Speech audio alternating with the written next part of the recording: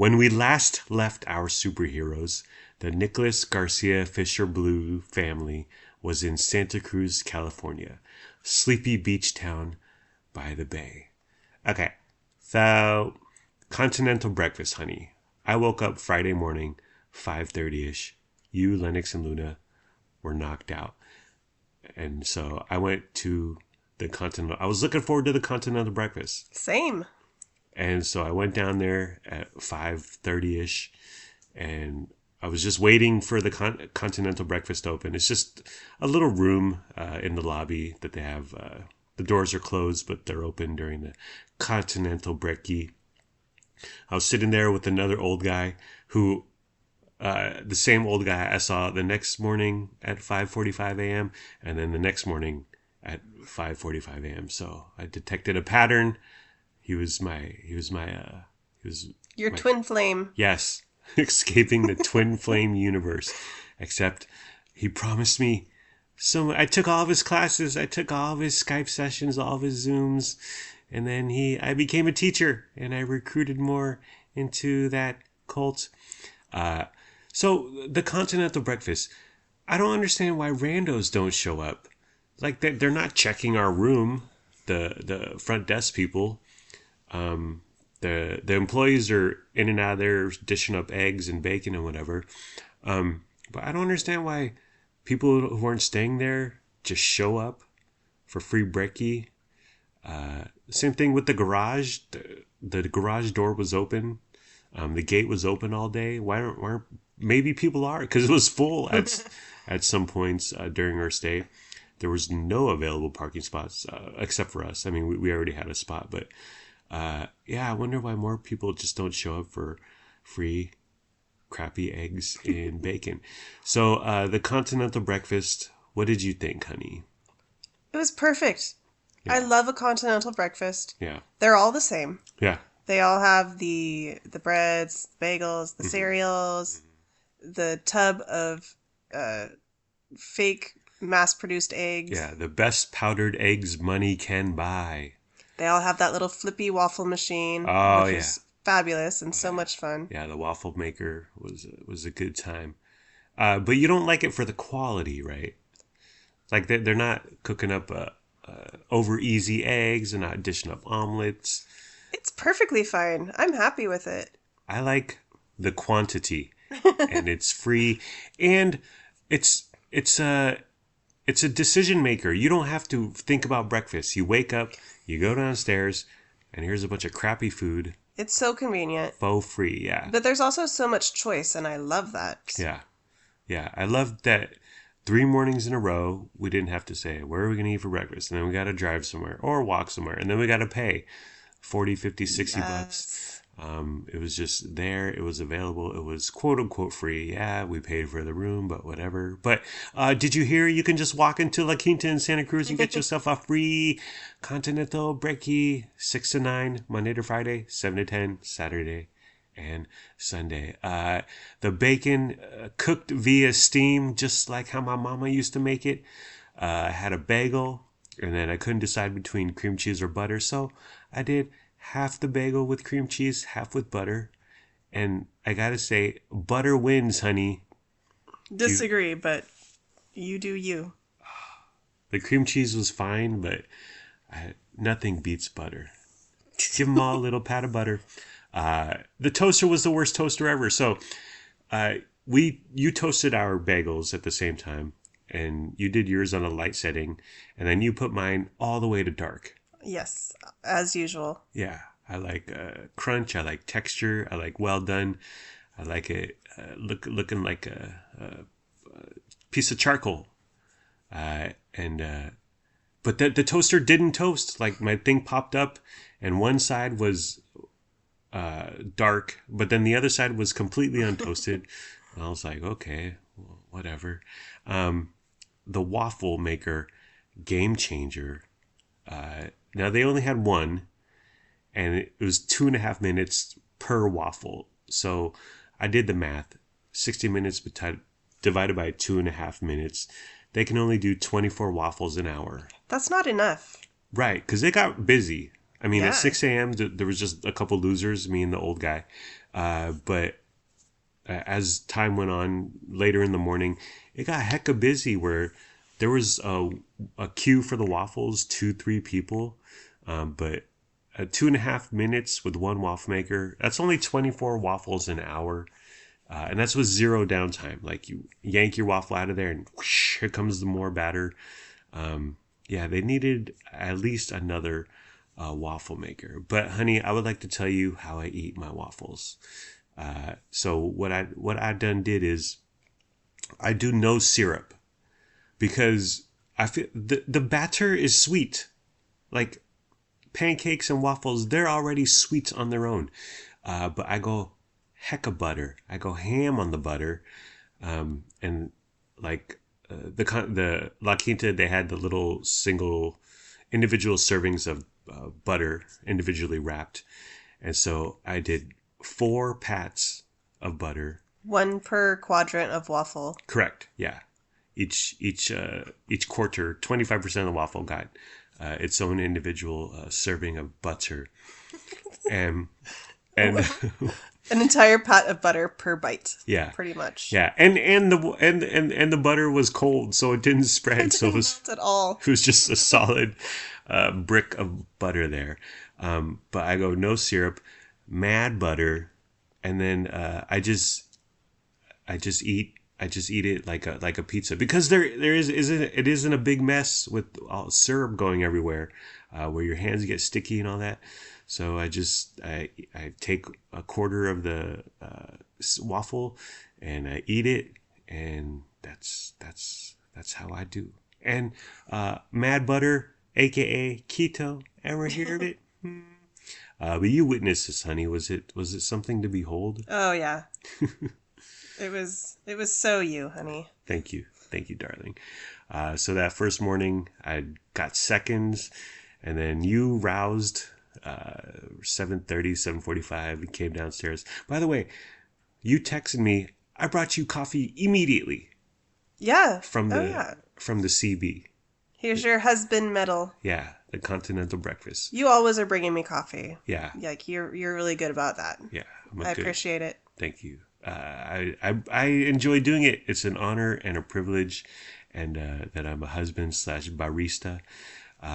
So I had a first helping, I had a second helping, and then 7:30, 7:45, when I roused you, darling, I had round 3. Okay, stamina over here, 47, still out here, living my sprightly life. I wanted a newspaper to kind of take the focus off all the food I was eating. I wanted just something tangible. You should have brought a book, honey. I could have grabbed a book. I eventually found a magazine and a newspaper at a little diner, whatever cafe we went to later that day. And I gotta admit, I liked reading about local chefs and local flavor and local city events. I love local papers. Yeah. I got the Sac News and Review, whatever the Santa Cruz version. I miss the Sacramento News and Review. I'm not sure if they make it anymore. I used to read that religiously. Yeah, it's still online, but I was thumbing through the Santa Cruz version, and I was like, wow, there's so many events, there's so much music, and I don't care about any of it. I don't want to go to any of it. You young people, how do you have the time? That was our first continental breakfast. And then I see here in my notes, honey, at the end of our continental breakfast, you said, quote, I can't wait till tomorrow's continental breakfast. Yes, it's one of my favorite things about being in a hotel on vacation. Yeah. It's just pure joy. Yeah, it's a definite highlight. I mean, the rides were fun at the boardwalk and the surfers and the volleyballing and all that stuff.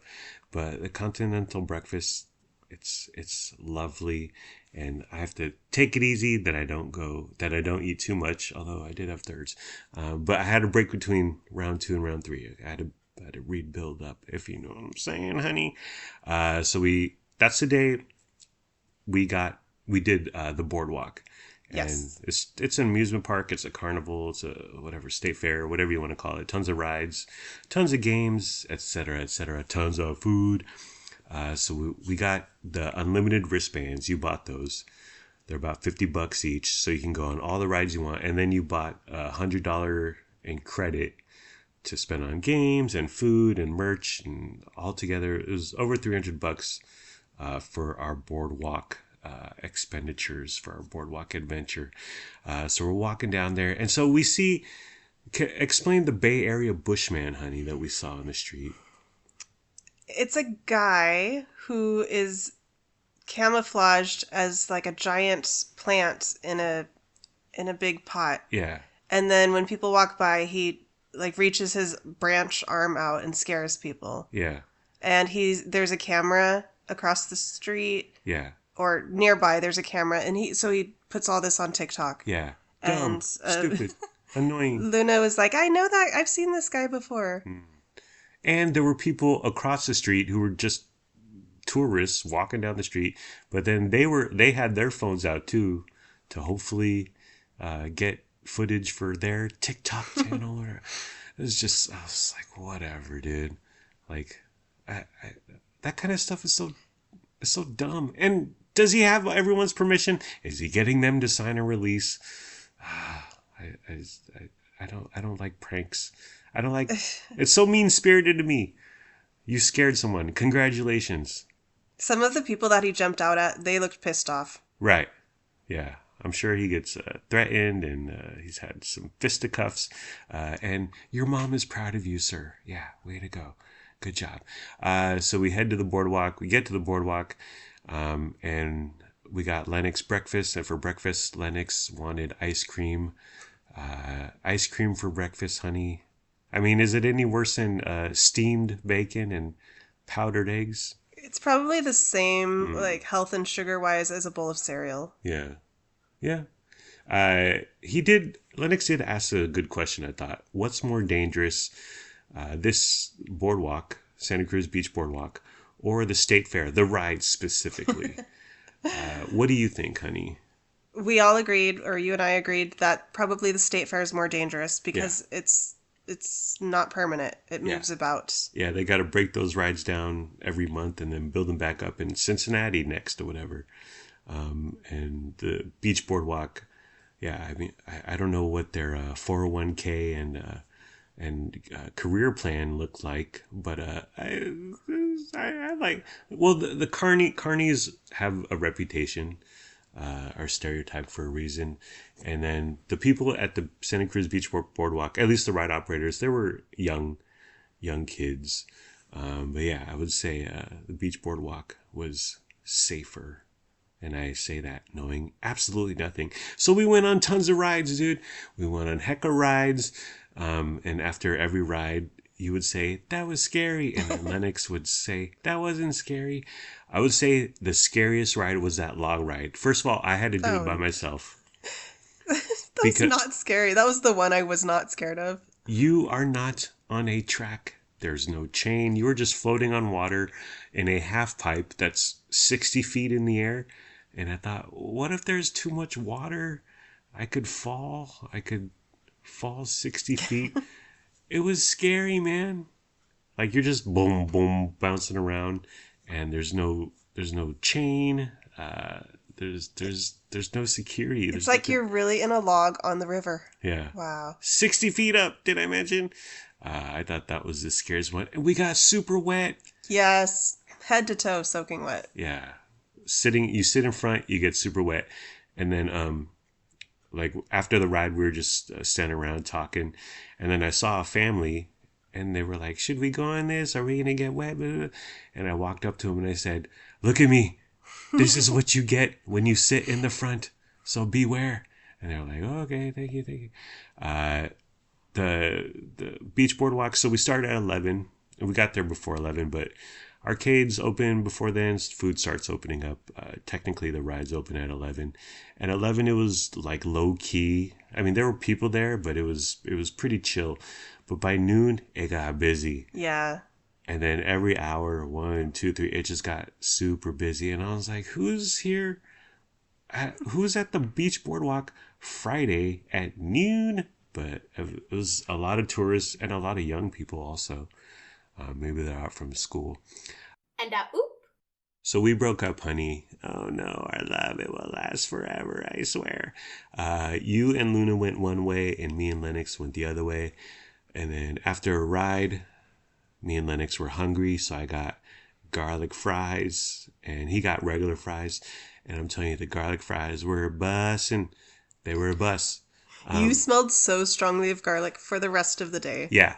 Well, the garlic fries, like 90% of the garlic, the raw pieces of garlic, fall to the bottom of your little French fry container. So when I was done with my fries, I had, I don't know, six, the equivalent of six cloves of garlic, 18 cloves of garlic. I have no idea. But so I was just like, well, I'm going to eat this now. So I just housed a whole bunch of garlic straight to the dome. And yeah, I was, well, Dracula wouldn't make out with me. Let's just say that. It was really garlicky. It was really spicy. It was too much. But you know what? Who cares? We were on vacation. And then we reunited, all four of us. And you were hungry. And I said, how about you get pizza, honey? Because I wanted to try the pizza. And we got a couple slices. I thought it was just mid. It was pretty mid. It was just frozen pizza. It was fine. And then we separated again, more rides, and then another separation. Trial separation in my rain, honey. And then I got a cherry lemonade by myself. No, that's when you and Lennox went on a ride, and I didn't want to wait for it. So I got a cherry lemonade. Super sweet, super sour, overpowering, but whatever. And then another food stand had Cheetos popcorn. And I was like, oh, that sounds good. But then I walked up to it, and they just threw Cheetos and regular buttered popcorn. I was like, well, there's nothing creative about that. The food is like your whatever state fair, carnival, amusement park. It's a lot of the same food, and it's like, should I go to this stand for funnel cake, or should I go to that stand over there for funnel cake? There wasn't too much variety, but it was tons of food. And then I got a tater twist. This is when me and Luna were headed back to the telly. Got a tater twist. Can you describe it, honey? It's like a chiffonade or whatever. They like twist. They twist a potato around a stick. Yeah. So was it more like a potato chip, or was it more the consistency of like fried potatoes? Potato chip.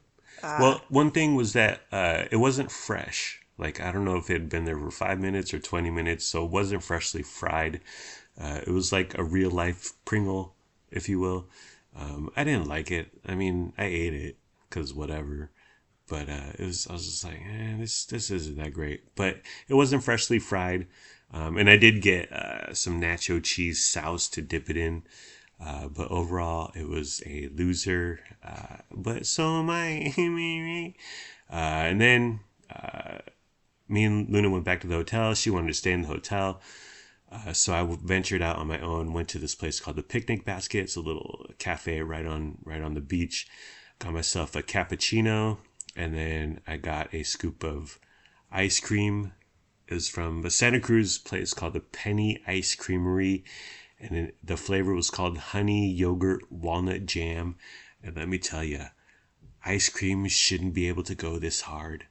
I mean, this ice cream was crazy. You had I made you get a scoop. We both got a scoop Yeah. the next day, honey. Yes, we went back, and it was the best ice cream I've ever had. Yeah.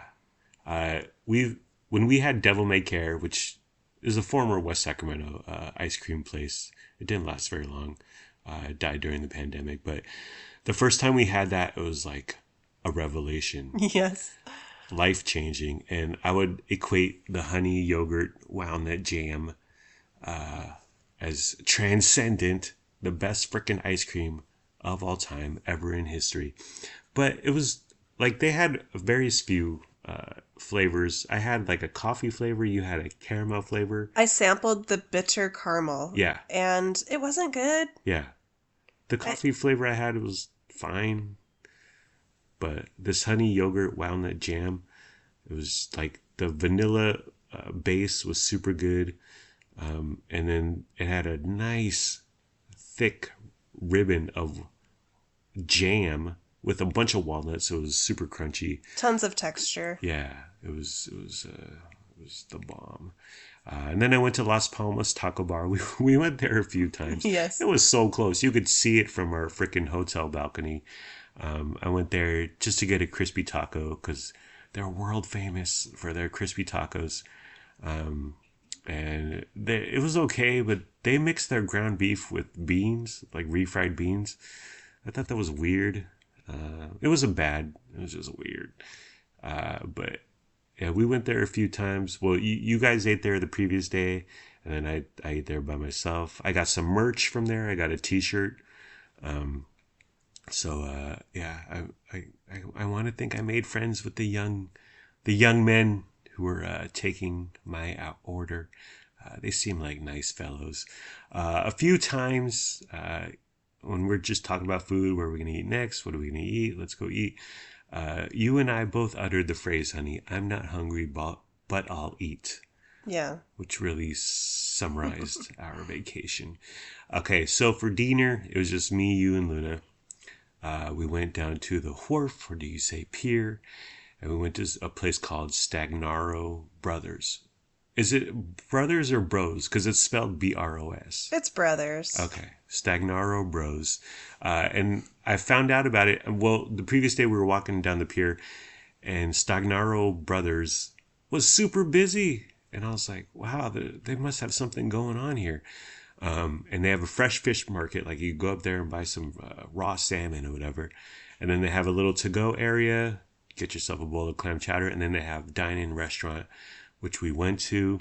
But I put that in my head. I was like, we should go there. Well, actually, we almost went to a different place, but they were like, 35-minute wait. And we were like, yeah, no. So we went just down the way to Stagnaro Brothers. And they seated us immediately right next to the aquarium. Super fun. Look, it's Nemo. Oh, he forgot something. Oh, he just forgot again. And then we ordered, and then they bring us out the bread rolls. What did you think about the bread rolls, honey?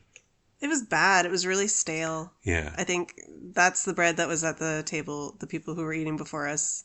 And it probably went to the people that were going to be eating after us because we only ate one roll out of the basket. Yeah, I took a bite and I was like, this is not good. And it didn't give me hope for our dinner. So they just recycle those, like, oh, table 22 didn't eat 4 of their rolls. So yeah. Send those 4 to table 26. Oh, wow. Yeah. Wow. Why don't they do fresh bread? Fresh bread is so good. That's so much work. Or just throw it in the toaster oven. Well, they'd probably keep it under a little heat lamp in the back because they were actually warm, but you could tell they weren't fresh. Yeah. And they had butter, and even I didn't eat the bread with butter, okay? And I like my waffle with 4 pats of butter. It wasn't promising. But you ordered the pappardelle seafood primavera pasta, honey, described as rockfish, prawns, mussels, tossed with tomatoes, basil, garlic, pappard lemon juice, and white wine with pappardelle pasta sprinkled with cheese for $29.95. Thoughts, feelings, comments, reflections, my love? This is one of the best meals I've ever had. The pappardelle is a really thick noodle, and it's so fabulous. And all those seafoods, the rockfish, prawns, mussels, they were all so good. Yeah. And I felt like I was really living my life. The mussels were cooked, right? They weren't raw like your oysters from the night before. Cooked. I got this scallop and prawn rigatoni, described as sea scallops and prawns sauteed with red onions, mushrooms, spinach, diced tomatoes, fresh oregano, and garlic, and then tossed in a porcini mushroom creme sauce and topped with Parmesan cheese for $32.95. This was amazing. It was so freaking good. First of all, scallops don't get a lot of press in the seafood media, mainstream media, but scallops are good. They're a favorite of my dad, my real dad, not my stepdad. Well, they're both my dad, my blood dad, my DNA dad. But he used to love scallops, and I remember eating them as a kid. I barely see them anywhere. I barely eat them now. I don't eat them now. But the scallops were good. Shrimp was yummy. no tail, by the way. And the sauce was like so freaking good. Like there was a healthy portion of it in the bottom of my little bowl slash plate. Maybe it was a plate. But I was just sipping on that. I was like, wow, this is really good soup, just by itself. Really good broth. Yeah, that dish was excellent. It, I it's so good to eat like fresh fish at a restaurant that specializes in that. yes, And you're right there on the ocean. yeah, So there's something different about that. And it's just way better than like eating at a right, restaurant in Sacramento that maybe features a couple of seafood dishes. right, It's just totally different. yeah, So this was so good. I'm really glad we ended up going there. yeah. They gotta ship it in from the ocean. The previous night, my 5 ravioli and 5 shrimp entree cost $42. Not worth it. Not worth half of that. But my scallop and prawn rigatoni cost $32.95. Worth it. Worth the 42. This was the pasta I was waiting for. And look at that. It says rigatoni in the title. So you Yes. know what kind of pasta you're getting. Yeah, exactly. Yeah, and yeah, you can say, Vince, you should have read the fine print. Well, I live off headlines. Okay, I don't read. I don't know no reading. I'm illiterate. I take the screenshot of the shocking headline and then I send it to all my friends in the meme groups on Facebook, and then we go to Facebook jail because we speak out against the Biden administration. Okay, but anyways, Alrighty. our total till was $91. Worth it. And the food came out fast. And Luna got fries. She dug them. It was an excellent, excellent dinner.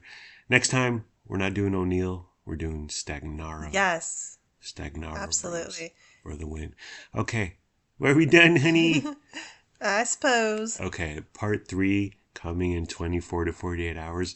Where will our superheroes be next? At La Quinta in Santa Cruz. Take care. Brush your hair. See ya.